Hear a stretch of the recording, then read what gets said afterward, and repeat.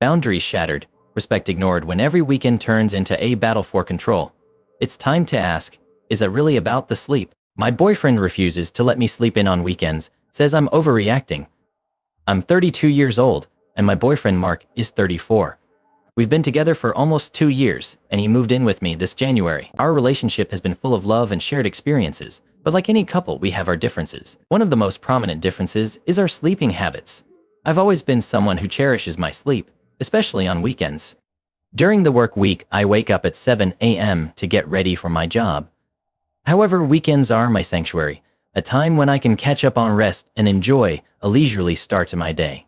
I usually sleep in until around 9:30, rarely pushing it to 10 a.m., and it's almost unheard of for me to sleep any later than that. For me, sleeping in is a rare luxury, a way to recharge and unwind from the week's stresses. Mark, on the other hand, is the quintessential morning person. Regardless of the day, he's up at 7 a.m., bright-eyed, and ready to start his day. This difference in our morning routines was a point of mild contention early in our relationship, so it wasn't anything serious, more of a light-hearted acknowledgement that one of the us loved the mornings, and the other did not. When Mark moved in with me, I thought we'd find a balance. I made it clear that I'm happy to wake up early for planned activities. If he suggests grabbing breakfast at 9 a.m., I'll set my alarm for 8 a.m. without complaint. I'm only keen on sleeping in when there are no plans, which happens maybe 2 or 3 times a month. Despite this understanding, Mark has a habit of waking me up early even on the days I've set aside for extra sleep. It started with what seemed like small, considerate gestures. On days when we had plans, he'd wake me up earlier than necessary. For example, if we were meeting friends at 11 a.m., he'd wake me up at 8:50, even though we were only 15 minutes away from the meeting place.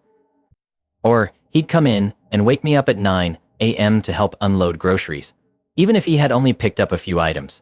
Sometimes he'd wake me up to take our dogs to the park, insisting that it was time to get moving, even though I'd planned to wake up 15 minutes later. Every time I'd get irritated and ask why he couldn't trust me to get up on my own. I reassured him that I was responsible enough to set an alarm and wake up in time for our plans. His reasons were always varied and often seemed unnecessary, leading me to feel increasingly frustrated. I started to wonder if there was a deeper reason behind his behavior, something more intentional, and perhaps even manipulative. During the week, our lives follow a predictable rhythm. I wake up at 7 a.m., groggy but ready to tackle the day ahead. My job demands punctuality, and I've become accustomed to the early mornings. I have my routine down to a science. I wake up, take a quick shower, dress, and grab a light breakfast before heading out the door. Mark, meanwhile, is already up and buzzing around the apartment. His job allows for more flexibility, but his internal clock is unyielding. By the time I'm up, he's already finished his morning jog, showered, and is often halfway through a cup of coffee while reading the news. Despite our different morning tempos, we've found ways to coexist harmoniously during the week. Our mornings are a blend of quiet moments and brief interactions, with Mark often preparing a cup of coffee for me as I rush to get ready. It's our little routine, and while I'm envious of his morning energy, I appreciate the small gestures that make my mornings a bit easier. Weekends, however, are a different story.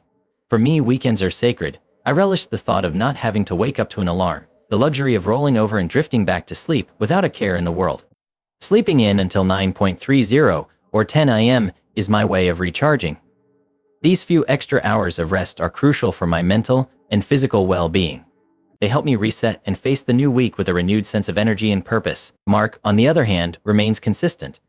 He's up at 7 a.m. even on weekends. Initially, this difference seemed trivial, just another quirk of our relationship. But as time went on, it became clear that our differing sleep schedules were more than just a minor incompatibility. Take, for instance, a typical Saturday. After a long week, I look forward to a leisurely morning. But Mark, with his boundless energy, has other plans. One Saturday, he decided we should meet friends for brunch at 11 a.m. The night before, I agreed and set my alarm for 8:30 a.m., giving myself plenty of time to wake up, get ready, and still enjoy a bit of a lie-in. Despite this, Mark woke me up at 8:50 a.m., a full 40 minutes before my alarm, insisting we needed to get going. Groggy and annoyed, I checked the clock and pointed out we had plenty of time. His response? Better to be ready early. Another weekend, Mark woke me up at 9 a.m. to help unload groceries. I had done the grocery shopping 2 days prior, and it seemed unnecessary for him to make a special trip for a dozen items. Nevertheless, he insisted I get up and help put them away. My frustration was palpable, but I complied, albeit grudgingly. His reasoning was always practical. but it felt like an invasion of my precious sleep time. One particularly irritating instance involved our dogs. We both love taking them to the park, and it's a routine we cherish. However, on a Sunday morning, Mark woke me up at 9:15 a.m. saying, "It's time to get moving, babe. We should take the dogs to the dog park."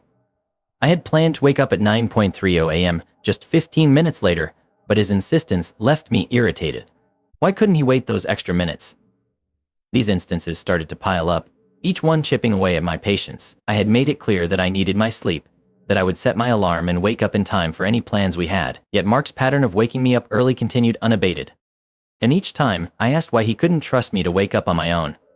His answers varied, but never seemed to justify the disruption. I tried different approaches to address the issue. I communicated my need for sleep more assertively, explaining how these interruptions were affecting my mood and well-being. I even asked if there was something deeper at play, perhaps anxiety about being late or a need for constant activity, but his responses remained superficial, focused on the immediate reasons for waking me up. As these wake-up calls became more frequent, my reactions grew more intense. What started as mild irritation turned into outright frustration. I began to dread the weekends, anticipating the inevitable disruption of my rest. Each early wake-up felt like a small betrayal, a disregard for my clearly stated needs and boundaries. This ongoing conflict over our sleep schedules was becoming more than just a minor annoyance. It was a source of tension that highlighted deeper issues in our relationship, issues that we would eventually need to confront if we were to move forward harmoniously. The early wake-up calls continued, each one adding a layer of frustration to our weekends. Despite my attempts to communicate my needs clearly, Mark's actions seemed to disregard my requests. Each instance felt like a small erosion of my personal time, making me increasingly resentful. One Saturday, we had plans to meet friends for brunch at 11 a.m. The night before, I explicitly told Mark that I would set my alarm for 8:30 a.m., giving us plenty of time to get ready and arrive at the restaurant. Despite this, I was jolted awake at 8:50 a.m. by Mark gently shaking my shoulder. "We'd better get going," he said. "We have to meet our friends at 11. Groggy and irritated, I glanced at the clock and pointed out that it was barely 9 a.m., and the restaurant was only 15 minutes away. "Why do we need to leave so early?" I asked, trying to keep my frustration in check. "Better to be ready early than rushing around," he replied with a shrug. Although his intentions seemed practical, the early wake-up felt unnecessary and intrusive. So I had been looking forward to those extra 40 minutes of sleep, and now they were gone. Our mood was soured for the rest of the morning, and our brunch with friends felt strained as I tried to mask my irritation. Another weekend, Mark decided to go grocery shopping early in the morning. I had done the shopping just 2 days prior, so there wasn't much we needed. Nevertheless, at 9 a.m., he was at my bedside, gently nudging me awake. "Hey, can you get up and help me unload the groceries?" he asked. Still half asleep, I mumbled, "What groceries? I just went shopping." "I picked up a few things we needed," he replied, already heading to the kitchen. I dragged myself out of bed and went to help, only to find that he had bought a dozen items, none of which were urgent. So the frustration bubbled up again. "You couldn't wait until I got up on my own?" I asked, trying to keep my tone even. "I thought it would be faster if we did it together," he said, as if that made perfect sense. Yet another time, on a peaceful Sunday morning, Mark woke me up at 9:15 a.m., insisting we take the dogs to the park. "So it's time to get moving, B," he said, patting my shoulder. "The dogs need their exercise." I had planned to wake up at 9:30 a.m., but those extra 15 minutes of sleep were precious to me. "Why can't we wait a little longer?" I asked, my voice tinged with frustration. "It's better to go early before the park gets crowded," he replied, seemingly oblivious to my annoyance. These incidents were becoming a pattern, and each time, my irritation grew.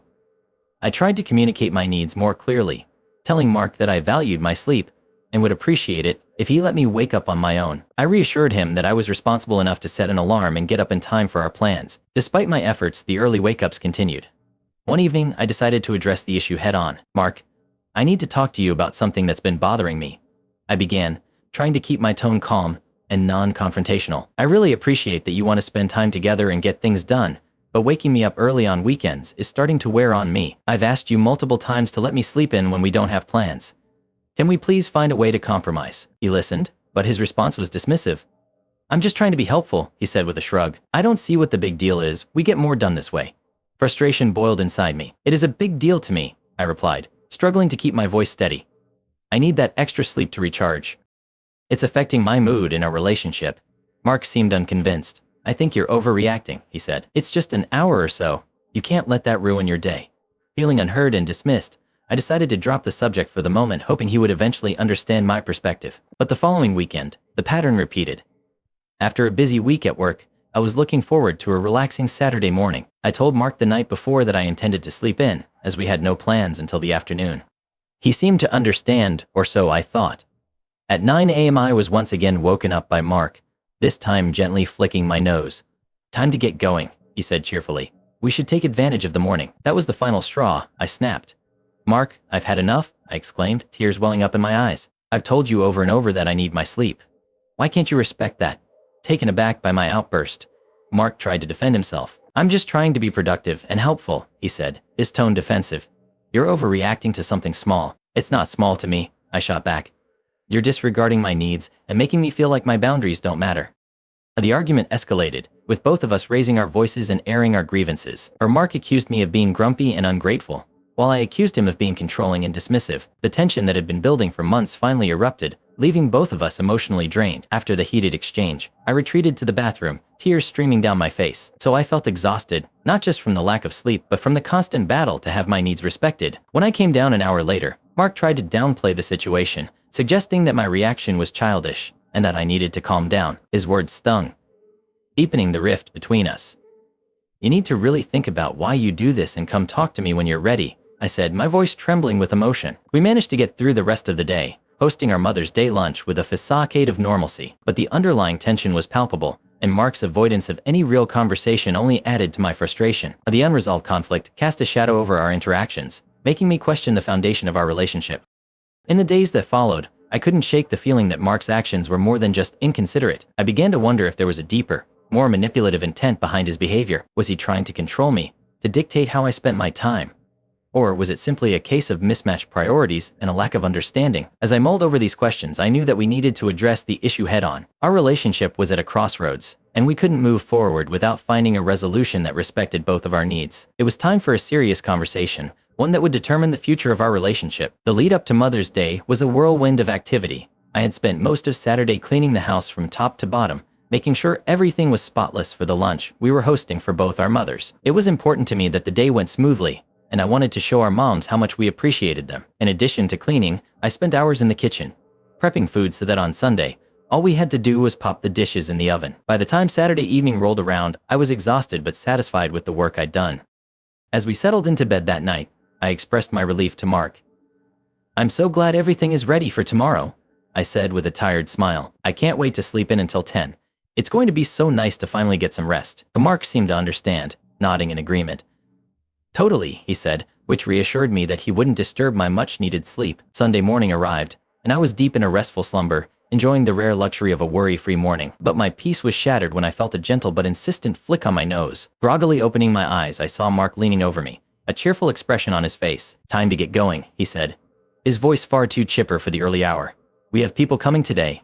I glanced at the clock. It was 9 a.m. My heart sank, and a wave of frustration washed over me. "Why did you wake me up?" I asked, struggling to keep the irritation out of my voice. "I told you, I wanted to sleep until 10. "We need to start getting ready," he replied, as if it were the most obvious thing in the world. "The moms are coming over." "We have plenty of time," I insisted, my voice rising with each word. "So I already did all the prep yesterday. We just need to put the food in the oven." Mark seemed unfazed. "So I thought it would be better to get an early start," he said casually. That's when I lost it. So the exhaustion and the repeated disregard for my needs collided, and I felt a surge of anger and hurt. Tears began to well up in my eyes as I struggled to contain my emotions. "Why can't you just let me sleep?" I cried. "I've told you so many times how important it is to me. Why don't you respect that?" Mark looked taken aback by my outburst. "You can't act like this because you didn't get an extra hour of sleep," he said, his tone dismissive. "So that's childish." His words felt like a slap in the face. I felt my frustration and hurt intensify, and I couldn't hold back the tears. "So it's not just about the sleep," I said, my voice shaking. "It's about you ignoring my needs and waking me up for no good reason. It's about not feeling heard or respected in our own home." Seeing that the conversation was only escalating, I retreated to the bathroom, needing some space to calm down and collect myself. The tears flowed freely as I sat on the edge of the bathtub, feeling a mix of anger, sadness, and exhaustion. I stayed there for an hour, trying to compose myself before facing Mark again. When I finally came downstairs, the atmosphere was tense. Mark looked up from his phone, his expression unreadable. "You really need to think about why you're so upset," he said. "It's just an hour of sleep." "It's not just an hour," I snapped. It's every single weekend. It's the constant disregard for what I need. It's you waking me up for things that could wait. It's the fact that you think my feelings are childish and don't matter." Mark's response was to shrug, which only fueled my frustration. "I think you're overreacting," he said. "I'm trying to be helpful. We have a busy day, and it's better to be up and ready." His dismissiveness made me feel even more isolated and misunderstood. "Helpful," I repeated, incredulous. "How is waking me up early helpful?" "I told you last night I needed this sleep. You said you understood, but you woke me up anyway. It's like you're doing it on purpose." "I'm not doing it on purpose," he retorted. "I just think it's better to get a head start on the day. You always seem to take forever to get ready." The comment felt like another blow. "So, this is about you thinking I'm not efficient enough?" I asked, my voice rising. "So this is about you trying to control how I spend my mornings?" Mark sighed, clearly exasperated. "No, it's not about control. I just want to make sure we're on track. You're making this a bigger deal than it needs to be." "I'm making it a big deal. Because it is a big deal to me," I insisted. "You keep dismissing my feelings and needs. This isn't just about sleep.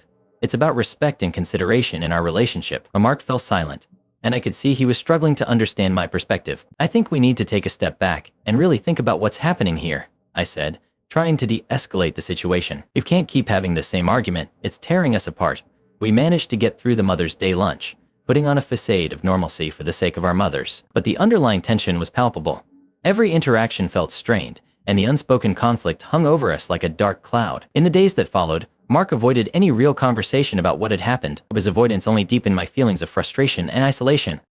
I began to question whether this was a pattern of behavior that would continue, whether he truly couldn't see how his actions were affecting me, or whether there was a more manipulative intent behind his disregard for my needs. As I reflected on our relationship, I couldn't shake the feeling that this issue was more than just about our differing sleep schedules. It was about respect, boundaries, and communication. And it was becoming increasingly clear that if we didn't address these deeper issues, our relationship might not survive the strain. The days following our explosive argument on Mother's Day were marked by a palpable tension and awkwardness between Mark and me. We moved around each other like strangers in our own home, the air thick with unresolved issues and unspoken words. Mark's avoidance was evident. He seemed to go out of his way to avoid any meaningful conversation about what had transpired. His usual attempts at casual banter felt forced and fell flat, and I found myself growing increasingly resentful of his unwillingness to address the elephant in the room. Mother's Day itself, a day that I had been looking forward to, was overshadowed by the lingering effects of our argument. As our mothers arrived, Mark and I put on our best smiles, determined not to let our personal conflict ruin the occasion. However, the tension was hard to disguise completely. Our interactions were stilted, the warmth and camaraderie we usually shared replaced by a strained politeness. So we served the lunch I had meticulously prepared the day before, each dish a reminder of the effort I had put into making the day special. Our mother seemed to sense that something was amiss, casting concerned glances our way. My mother, ever perceptive, pulled me aside at one point to ask if everything was okay. So I forced a smile and assured her that it was just a minor disagreement, not wanting to delve into the details and spoil the day further. Throughout the lunch, Mark and I exchanged minimal conversation, our words carefully chosen to avoid triggering another argument. For it was exhausting, maintaining the facade of normalcy when beneath the surface, a storm was brewing. The usual joy and laughter that accompanied our family gatherings were notably absent, replaced by an uncomfortable silence that even our mother's attempts at light-hearted conversation couldn't fully dispel. After our mothers left, the silence in the house was deafening. I sat on the couch, staring blankly at the television, while Mark busied himself in the kitchen, cleaning up. The physical proximity did nothing to bridge the emotional distance between us. Each clatter of a dish or rustle of a plastic bag felt like an audible representation of the rift that had formed between us. In the days that followed, Mark's avoidance continued. He immersed himself in work and his usual routines, making himself scarce around the house. I, on the other hand, found it increasingly difficult to focus on anything else. The unresolved tension gnawed at me, making it hard to concentrate at work or enjoy activities that usually brought me peace. Sleep, the very issue that had sparked our conflict, became elusive. I would lie awake at night, replaying the argument in my mind, trying to understand why Mark couldn't see how deeply his actions had affected me. We had several brief surface-level conversations, but none of them addressed the core issue. Each time I tried to broach the subject, Mark would deflect or minimize my concerns, insisting that I was overreacting. His dismissiveness only added fuel to the fire of my frustration. It felt as though he was deliberately ignoring my feelings, refusing to acknowledge the validity of my need for rest and respect for my boundaries. One evening, I decided to try once more to address the issue. I waited until we were both home and settled, hoping that a calm, uninterrupted setting would help facilitate a more productive conversation. "Mark, we need to talk," I said, my voice tinged with the exhaustion of the past few days. He sighed, clearly weary of the topic. "We've talked about this already. I don't know what else you want me to say. I want you to understand how this is affecting me, I replied, struggling to keep my voice steady. It's not just about the sleep. It's about feeling disrespected and unheard in our relationship. I need you to see that. Mark ran a hand through his hair, a gesture of frustration. I get that you're upset, but I'm not trying to disrespect you. I just think you're making too big a deal out of this. The familiar refrain of dismissal cut through me like a knife. It is a big deal to me, I said, my voice rising. You keep saying you're trying to be helpful, but it doesn't feel that way. It feels like you're ignoring my needs and disregarding what I've asked for. Maybe we just see things differently, he said with a shrug. I don't know how to make you see that I'm not doing this on purpose. His words felt like a wall between us, an impasse that we couldn't seem to overcome. The lack of resolution was suffocating, leaving me feeling more alone and unheard than ever. The ongoing discomfort seeped into every aspect of our daily lives, casting a shadow over what should have been a time of joy and connection. The ongoing tension between Mark and me was unbearable. One evening I decided it was time to address the issue head-on. Mark, we need to talk, I said, my voice steady but firm.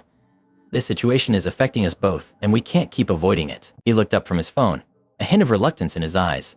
Okay, he said, putting the phone down. What do you want to talk about? Oh. I need you to understand how your actions have been making me feel, I began. When you wake me up early on weekends, despite me telling you that I need to sleep in, it feels like you're disregarding my needs and boundaries. I feel disrespected and unheard. Mark sighed, leaning back in his chair. I'm not trying to disrespect you, he said. I just think it's important to start the day early and be productive. I'm doing it for us, not to upset you. But it is upsetting me, I countered, trying to keep my emotions in check. I need those extra hours of sleep to recharge. When you wake me up early, it feels like you don't trust me to manage my own time. Mark frowned. I get that you need sleep, but I just don't see why an hour here or there makes such a big difference. I thought we were a team, and I'm just trying to help us stay on track. It's more than just an hour of sleep, Mark. It's about feeling valued and respected. I need you to take my feelings seriously and stop dismissing them. Our Mark was silent for a moment, his expression conflicted. I guess I didn't realize it was affecting you this much, he admitted. I'll try to respect your need for sleep, but it might take some time to adjust. Feeling a mix of relief and lingering frustration, I nodded. I just want us to find a balance where both of us feel respected and heard. As the days turned into weeks, the unresolved tension continued to fester, a constant reminder of the growing divide between us. It became clear that, without a significant breakthrough in our communication and understanding, our relationship would remain mired in this painful stalemate. So myself at a crossroads, wondering how much longer we could continue like this, and what it would take to bridge the gap that had formed between us. So as the days passed, I found myself constantly reflecting on my relationship with Mark and his behavior. I loved him deeply, but his repeated disregard for my needs made me question whether his actions were intentional and manipulative. And was he genuinely trying to be helpful, or was there a deeper, more troubling reason behind his behavior? Such uncertainty gnawed at me, making it difficult to fully trust his intentions. I considered various possibilities.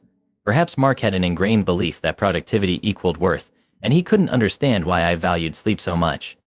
Maybe he was anxious about managing time and ensuring we never missed any plans, even at the cost of my rest. But the unsettling possibility remained that he was exerting control over me, dictating how I should spend my time and subtly undermining my autonomy. So this reflection led to an intense internal conflict. On one hand, I wanted to believe the best in Mark, trusting that his actions stemmed from a misguided sense of helpfulness rather than a desire to control. On the other hand, the pattern of behavior that made me feel disrespected and unheard could not be ignored. The lack of resolution and Mark's dismissive attitude towards my feelings only added to my frustration and confusion. After much soul-searching, I decided that I needed to address this issue head-on, with a clear plan for moving forward. I needed to set firm boundaries and communicate my needs more assertively. I resolved to have another serious conversation with Mark, emphasizing the impact his actions had on my well-being and our relationship. I would explain that my need for sleep was non-negotiable, and that we needed to find a compromise that respected both our needs. Moving forward, I committed to standing up for myself and ensuring that my voice was heard, while also being open to understanding Mark's perspective. If his behavior continued to disregard my needs, I knew I would need to reevaluate the relationship and consider whether it was truly healthy for me. So as the days passed, I found myself constantly reflecting on my relationship with Mark and his behavior. I loved him deeply, but his repeated disregard for my needs made me question whether his actions were intentional and manipulative. So was he genuinely trying to be helpful, or was there a deeper, more troubling reason behind his behavior? So this uncertainty gnawed at me, making it difficult to fully trust his intentions. Sibling rivalry reaches its peak. My brothers Drunken stumble into a wedding cake led to a shocking revelation about family dynamics. So my golden child brother face planted into my cake. I refused to help and mom tried to ruin everything at the wedding. I am a 28-year-old woman from a middle-class family living in a small Midwestern town. My parents, Tom, 58M, and Linda, 56F, worked tirelessly to support us.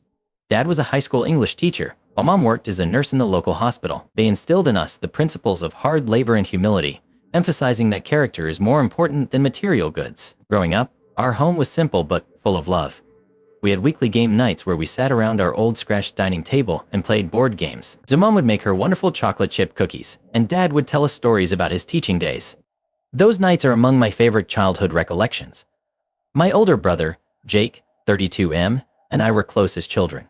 We'd spend hours building sophisticated Lego castles and exploring the woods behind our house. Jake was always the leader of our trips, and his imagination ran wild as he made up wonderful stories about the mythical animals who lived in our backyard. Jake started high school, and things began to change. He had always been brilliant, but it wasn't until his freshman year that he truly excelled academically. I was proud of him, but I also felt a deepening shadow as Jake's accomplishments surpassed my own average performance. The real watershed moment occurred when Jake was given a scholarship to Mentor Academy, a prestigious private high school in the surrounding city. It was a great opportunity that our parents couldn't turn down. Despite the financial pressure of additional expenses not covered by the scholarship, they worked extra shifts and reduced spending to make it work. Jake felt as if he had entered another universe the instant he arrived at Meadow Brook. He made friends with children from wealthy homes, began using phrases we had never heard before, and expressed contempt for our modest existence. When he first brought home a buddy from school, I overheard him apologize for our quaint house. I recall feeling embarrassed and angry. This was our house where we had created so many beautiful memories. As Jake's high school years continued, the gap between us widened. He rarely attended our family game nights anymore, stating he had too much schoolwork or plans with his new buddies. When he joined us, he made snide remarks about our provincial traditions.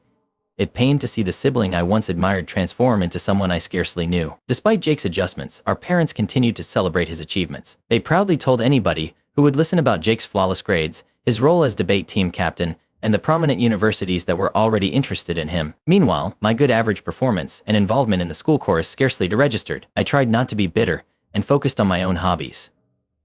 I joined the school's baking club and developed a penchant for making delectable desserts. The kitchen became my safe haven, where I could express myself and be proud of my accomplishments. Mom would occasionally join me in the kitchen, and those moments were our particular bonding time. Jake was accepted to an Ivy League university on the East Coast after graduating high school. Our parents held a huge celebration the day his acceptance letter arrived. They invited the entire extended family, and Jake revealed his attention. I recall standing in the corner of our living room watching the family fawn over Jake and feeling invisible. I stayed close to home during college, attending a state university only an hour away. I worked part-time at a local bakery to help pay for my education and provide for our family. Jake rarely returned home during his undergraduate years, stating he was too preoccupied with internships or networking opportunities. When he came to visit, he'd tell us about his significant connections and his college pals' affluent lifestyles. Jake was hired by New York City after graduating from college. He moved into a beautiful Manhattan apartment, and his life became increasingly reminiscent of a glitzy TV program. Meanwhile, I began working full-time at the bakery where I had previously worked in college, gradually saving money with the goal of eventually opening my own. Fast forward to now, and I finally realized my dream of creating my own modest bakery in our hometown. It's been open for a year, and while it's not making me wealthy, it's doing well enough to allow me to recruit 2 part-time employees and even assist our parents with some of their expenditures. Mom and Dad have been encouraging, frequently popping by to try new recipes or simply chat during slow afternoons. Jake, on the other hand, has continued to move up the corporate ladder. He's now a senior consultant who frequently brags on social media about his business class trips, elegant client dinners, and pricey watches. His travels home have become increasingly uncommon, and when he comes, he spends the majority of his time on his phone or whining about how there is nothing to do in our backwater town. Last month, our cousin Amy, 25F, married. Amy and I have always been close. She'd frequently join me in the kitchen during family gatherings, where we'd gossip while frosting cupcakes or kneading bread dough. When she requested me to bake her wedding cake, I was honored and spent weeks refining the design. The wedding was a family affair, conducted in the refurbished barn on Amy's fiance's family farm. It was a lovely, rustic event, with fairy lights hung over wooden beams and wildflowers in mason jars on each table. I arrived early to set up the cake and assist with any last-minute preparations. Jake arrived shortly before the ceremony, dressed in a costly designer suit that seemed absurdly out of place in the barn scene. Throughout the reception, he made loud remarks about how quaint and folksy the wedding was, his voice full of disdain. I witnessed Amy and her new husband's hurt expressions, but they were too polite to say anything. I tried to ignore Jake and focus on Amy's special day, but things took a turn when Jake drank too much. He began flirting aggressively with Sarah, 24F, one of the bridesmaids and Amy's greatest childhood since childhood. Sarah was plainly uncomfortable and tried to discreetly excuse herself, but Jake didn't get the signal. Jake slipped and spilled his crimson wine on his pricey white dress shirt and suit jacket. He began creating a commotion, loudly screaming about the cost of the outfit and asking that someone clean it for him. People were staring, and I noticed Amy looking distraught on what was meant to be her beautiful day. Part of me wanted to help Jake, to keep him from exposing himself further and spoiling Amy's wedding, but another part of me believed he deserved to face the consequences of his actions for once, so I remained where I was, pretending to ignore the hubbub. Jake tried to approach Sarah again, and things escalated. He tripped and fell face first into the wedding cake, a three-tiered masterpiece I had worked on for weeks. The entire room became silent. Jake was coated in cake and icing, looking really foolish in his destroyed fancy suit. He peered around the room, his gaze falling on me. I could see a wordless plea for help in his eyes, a glimpse of the brother I used to know peering through his drunken stupor. But I turned away, leaving him to cope with the catastrophe he caused. Our parents went to Jake's rescue, pulling him up and swiftly leading him out of the reception area. I stayed behind to help Amy and her new husband salvage what was left of their wedding reception. We were able to preserve the bottom tier of the cake, and Amy was gracious enough to joke about the situation, saying it would make for a memorable wedding story. But as I watched Amy bite into what remained of the cake I had put my heart into, I couldn't help but feel a range of emotions: rage at Jake's behavior, guilt for not assisting him, and profound grief for how far away we had drifted. Am I a jerk for not assisting my brother in his moment of humiliation? Despite the fact that he has been annoying me for years, should I have set aside my hatred and intervened to assist him? Or was it appropriate to let him suffer the consequences of his conduct for once? Update 1. Amy's wedding took place approximately a month ago, and a lot has happened since then. I thought I'd give you an update on Jake's situation and how things have progressed in our family. I awoke the day after the wedding to a torrent of angry texts from Jake. He accused me of abandoning him and made him appear foolish. Some of his texts were hardly comprehensible, consisting of drunken typos and furious allegations. I didn't answer any of them, figuring that it was best to let him calm down before engaging in any kind of discourse. Later that day, I got a call from our parents. Mom was in tears, and Dad's voice was full of sadness. They chastised me for not assisting Jake, stating I should have set my sentiments aside and aided my brother in his hour of need. I tried to explain my side of the story, but they were too concerned with Jake's disgrace to listen. The call ended with Mom sobbing and Dad telling me I needed to apologize to Jake. I spent the following several days in a whirl of contradictory feelings. On the one hand, I felt bad for not assisting Jake. Despite everything, he was still my brother. On the other hand, I was outraged, angry at Jake for his behavior, angry at my parents for always siding with him, and angry at myself for still worrying what others thought. A week after the wedding, our grandma, Nana Rose, 75F, asked the entire family to Sunday dinner. Nana Rose has always served as our family's matriarch, the voice of reason in every quarrel. She lives in the ancient farmhouse where my father grew up, which has always felt more like home to me than our own house. I was scared to go because I knew Jake would be there, but I couldn't refuse Nana Rose. As I drove up Nana's meandering driveway, I was brought back to childhood summers spent running around her vegetable garden, helping her make strawberry jam, and listening to her tell stories about our family's past. Nana Rose was the one who taught me how to bake, tenderly guiding my young hands as we kneaded bread dough together. The evening started quite tense. Jake refused to look at me, and our parents ignored me, but Nana Rose, bless her heart, was having none of it. After the main course, her famous pot roast, which reminds me of comfortable Sunday dinners, she cleared her throat and addressed the elephant in the room. Now I've heard about what happened at Amy's wedding, she said, her tone firm yet sympathetic, and I think it's high time we had a family discussion about respect and humility. What followed was an hour-long talk in which Nana Rose carefully addressed the difficulties in our family dynamic. She discussed how Jake's actions had been tolerated for years, how our parents' favoritism had caused a schism among siblings, and how my bitterness had grown over time. She reminded us of the ideals that our grandfather, who died 5 years ago, had always attempted to inculcate in us. Grandpa had been a farmer with few words but much wisdom. He once said, "A family is like a garden. You reap what you sow, and if you don't tend to all the plants equally, some will wither while others overgrow." To my astonishment, Jake did not interject or attempt to defend himself. He sat there, appearing more modest than I had seen him in years. When Nana Rose finished speaking, Jake did something unexpected. He apologized. The room went silent for a moment before I found my voice. "Yeah, you have," I said, but without the rage I had been harboring for so long. Jake went on to say that the wedding incident was not the only thing that had occurred recently. He had lost his position at the consulting firm. Apparently, his behavior at work was as arrogant as it was at home, and his employer had had enough. He stated that he had overcompensated during the wedding in order to maintain the idea of success. As Jake talked, I saw my brother again, not the arrogant, condescending guy he'd grown into, but the vulnerable, uncertain person beneath. He spoke of feeling adrift, the pressure he put on himself to succeed, and how hollow his accomplishments felt. So our parents, to their credit, apologized for allowing Jake's actions. Mom, tears in her eyes, revealed that she had pushed Jake so hard because she wanted him to have the possibilities she had not had. Dad admitted that he favored Jake because he resembled himself at that age, ambitious and anxious to put small-town life behind. As for myself, I admit that I could have handled the wedding situation better. While I didn't regret not rushing to Jake's rescue right once, I realized that my hesitation was fueled by years of pent-up animosity. By the conclusion of the night, I felt as if a weight had been lifted. We didn't get everything resolved in one dinner, but it was a start. Jake asked if he may come by my bakery sometime and see what I had constructed. I agreed, but warily. As we were leaving, Nana Rose approached me. She pushed a battered leather-bound book into my hands, her recipe book, which I had seen her write numerous times over the years. I think you'll make better use of this than I will now, she added with a wink. And remember, family is like bread dough. Sometimes you need to let it rest, but you always come back to knead it with love. It's been a few weeks since that supper, and things have changed.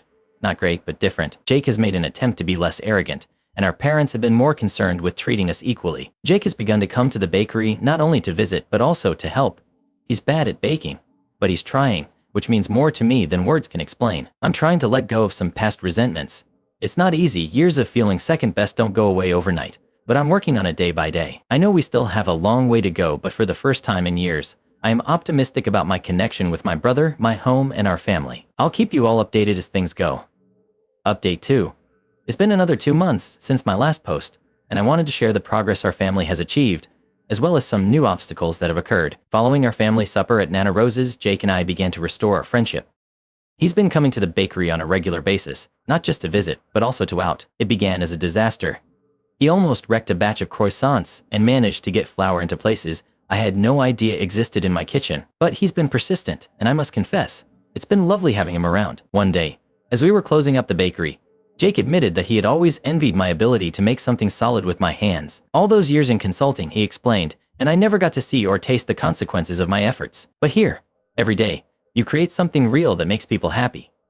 That chat inspired us to establish a new tradition of Sunday brunches in which we take turns cooking for each other. Last Sunday, Jake tried to make cinnamon rolls from scratch. They were humorously uneven and little overdone, but the effort meant more to me than any expensive gift he could have purchased in his previous life. Jake has also been volunteering at the local community center, where he teaches basic computer skills to elderly. It's been great to him use his knowledge to help others without expecting any recognition or return. He informed me that working with the elders has given him a fresh perspective on what is actually essential in life. Our parents have also been making attempts. Mom has been increasingly interested in my bakery, even asking for baking lessons. Dad, who was usually distant, has been trying to connect with both of us equally. He's been assisting me with business planning for the bakery and brainstorming ideas with Jake for potential new career pathways. However, just as our relationship was improving, a new difficulty developed. Our parents, particularly our mother, appeared to be struggling with the shift in family dynamics. About a month ago, we held another family meal, this time at our parents' home. Jake and I arrived together, chatting amicably about a funny event at my bakery, involving a mix-up of salt and sugar and a batch of cookies. I sensed something was up with Mom from the moment we came in. She appeared stiff, her smile a little forced as she greeted us. Throughout dinner, Mom kept bringing up Jake's previous employment, asking if he had heard back from any of his important connections. Mom's face sank as Jake respectfully diverted the subject, talking instead of his volunteer work.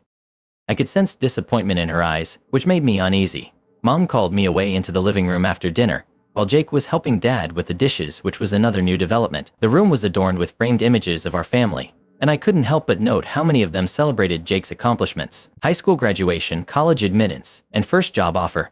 It was like a temple to his previous achievements. Emma, don't you think you should be encouraging Jake to get back into the corporate world? She remarked quietly. All this bakery talk and volunteer work, it's not really suitable for someone of his caliber, is it? I was shocked. Mom, Jake seems happier now than he has in years. I told her. Isn't that what's important? Arm shook her head, her gaze drawn to a photo of Jake in his fancy outfit taken a few years ago. But he had a very promising career.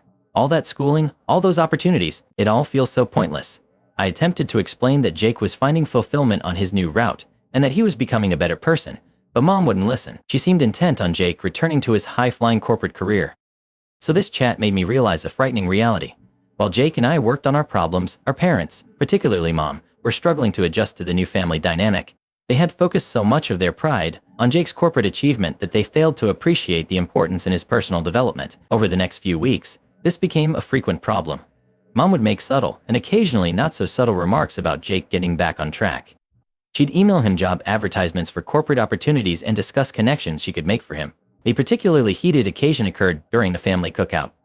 Jake was excitedly informing everyone about a group of seniors he'd assisted in setting up their first email accounts. The excitement on his face was apparent as he told how one elderly woman had burst into tears over being able to see images of her great-grandchildren who resided across the country. Mom, instead of sharing Jake's joy, merely remarked, "That's fine, honey, but have you considered using your skills for something more substantial? I heard the city's tech firm is hiring."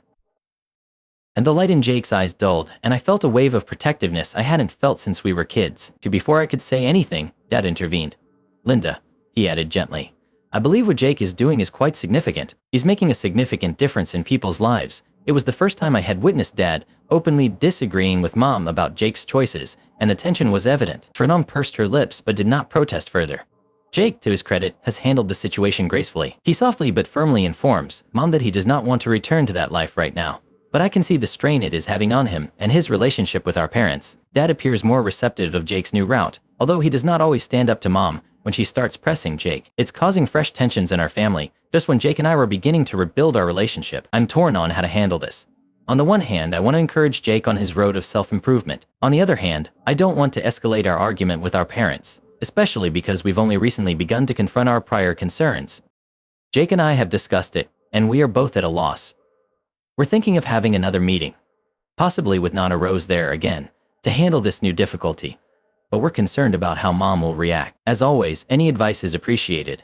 How do we help our parents, particularly Mom, understand and embrace Jake's new direction in life? Update 3. It has been another month since my last post, and I am pleased to announce that we have made tremendous progress in our family situation. After much deliberation, Jake and I decided to approach our parents directly. We invited them and Nana Rose to my bakery for an after-hours family meeting. We hoped that neutral territory would assist to keep things quiet. I was nervous all evening before the meeting. I spent the afternoon stress baking, resulting in an oversupply of cookies and muffins to place out on the tables. As people arrived, the bakery filled with the familiar aroma of freshly baked goods, a perfume that always makes me think of home and family. The conference began tensely. Mom was protective from the beginning, arguing that she simply wanted the best for Jake. Dad was relatively quiet, but you could see the conflict on his face. Nana Rose sat silently, her wise eyes absorbing everything. Jake talked first, gently explaining how much pleased and fulfilled he was in his new life. He discussed how satisfied he was with his volunteer work and how he was considering starting his own small business after being inspired by the success of my bakery. "Mom, Dad," he continued, his voice firm but tearful, "I know you wanted the best for me, and I appreciate everything you've done, but the corporate world wasn't making me happy. I was constantly anxious, didn't sleep well, and felt like I was losing myself. For the first time in years, I feel like I'm doing something worthwhile." I told Jake how delighted I was of his personal development and how our relationship had improved. I also expressed my dissatisfaction with Mom's persistent pressure on Jake to return to his previous lifestyle. Mom didn't take it well initially. She became distraught, expressing her inability to comprehend why Jake would toss away his degree and chances. "We sacrificed so much to give you those opportunities," she continued, her voice breaking. "How can you just walk away from all of that?" That is when Nana Rose walked in. Nana Rose addressed Mom with a straightforward question. "What's more important to you, Jake's dream or Jake's happiness?" That question appeared to stop Mom in her tracks. For a time, she was speechless. Then, to everyone's amazement, she began crying. Mom revealed through tears that she had always been insecure about our family's modest origins. Jake's corporate success had been a source of pride for her, a way to demonstrate that our family could succeed in the world. So, Jake's departure from that existence seemed to her like a step backward. "I just wanted you to have everything I never had," she replied, addressing both Jake and myself. "I didn't want you to struggle like your father and I did." It was a watershed moment. For the first time, we all understood why Mom behaved the way she did. Dad, finally finding his voice, acknowledged that he had given in to Mom's pressure on Jake because he didn't want to disappoint her, despite his own pride in Jake's new path. I see now that we were so focused on external success that we forgot about what really matters," Dad stated, his voice full of sorrow. "I'm sorry we put that pressure on you, Jake. And Emma, I'm sorry we didn't appreciate your path as much as we should have." The conversation that ensued was open, emotional, and ultimately therapeutic. We talked about redefining success and the importance of personal pleasure over cultural expectations. Mom began to see that her actions, while well-intentioned, had been damaging. Nana Rose told us about our family's history, including great-grandparents who survived the Great Depression and Grandpa's decision to become a farmer despite his own parents' objections. Our family's strength, she told me, has always been in our ability to forge our own paths and support each other, no matter what. By the end of the night, we had reached several key agreements. Our parents would appreciate Jake's decisions and not stress him on his profession. We would hold regular family meetings to check in and handle any issues before they escalated. We would all work on expressing our emotions more openly and honestly to one another. We'd rather encourage one another's happiness than try to meet external standards. While we were cleaning up, Mom approached me. She grabbed one of the cookies I had cooked earlier and took a nibble. "These are wonderful, Emma," she replied softly. "I'm sorry I didn't appreciate your talent as much as I should. Are you willing to teach me how to create these?" This simple request seemed like the start of a new chapter in our relationship. Things have greatly improved in the week since that meeting. Mom has ceased sending Jake job postings and has even expressed an interest in his charity activities. Last week, she stunned everyone by asking Jake to teach her basic computer skills, exactly like he does in his community center lessons. Dad has become more vocal about his support for both Jake and myself. He's been assisting me with some business planning for my bakery and brainstorming ideas with Jake about his potential new business endeavor. As for Jake and me, our bond is only getting stronger. Our Sunday brunches have become the highlight of my week. Last Sunday, Jake attempted to make a pie from scratch using one of Nana Rose's old recipes. The crust was a little tough, and the inside was runny, but we laughed together while eating it, planning his next baking attempt. There are certainly tensions and old patterns that creep in from time to time, but instead of allowing them to fester, we discuss them honestly and work them out together. I know we still have work to do, but I'm so pleased with how far we've gone as a family. Jake's embarrassing event at Amy's wedding, as unpleasant as it was, proved to be the trigger for significant positive change in our lives. Thank you all for your encouragement and wisdom along this trip.